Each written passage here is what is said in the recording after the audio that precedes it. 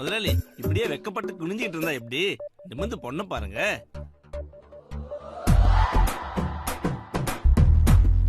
நான் வெக்கப்பட்டு குனிலடா.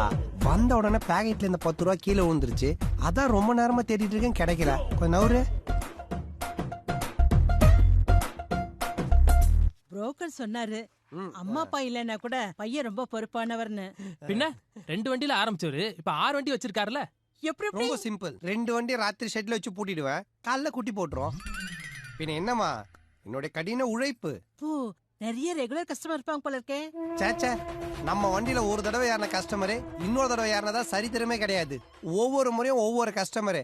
ஆனா ஒரே ஃபேமிலில பல கஸ்டமரும் கிடைப்பாங்க. என்னதான் சொல்லுங்க, வர வர விலைவாசி ஏறினதால வண்டிங்க சைஸே சுருங்கி போச்சு.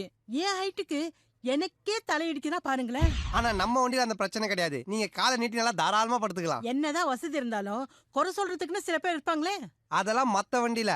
நம்ம வண்டியில ஏறினதுக்கு அப்புறம் வாயே திறக்க மாட்டாங்க. அதுக்கப்புறம் தான் பேச்சு மூச்சே இருக்காதே. நீங்க சொல்றத பார்த்தா அவர் எதுவும் தப்பா பேசின மாதிரி தெரியலையே. இவ்வளவு நேரம் வந்தால் வண்டி வண்டின்னு சொன்னது டிராவல்ஸ் காரோ கால் டாக்ஸியோ இல்ல. பாத்து பாத்து மெதுவா மெதுவா திரும்ப. டேய் ஆப்பிரிக்கா சொல்லுங்க முதலாளி. அடையாறுல போய் பாடி ஏத்திட்டு பெசங்களை எடுத்து போய் இறக்கிடு. 4:30 மணி பவர் கட் ஆயிடும், அதுக்குள்ள முடிச்சிடு. டேய் சைனா இங்க வா. நேத்து சில்லுன்னு கிட்ட 4 பீர் வாங்கி ஐஸ் பாக்ஸ்ல வச்சேன். அந்த பாக்ஸை கொடுத்து அனுப்பிச்சிட்டு இருக்கானுங்க. போனதுக்கு கீழே இருக்கும், 10 ரூபாய் எடுத்துட்டு வந்துரு. எவனா சாப்பிட்டு வந்து குடிச்சிட போறா.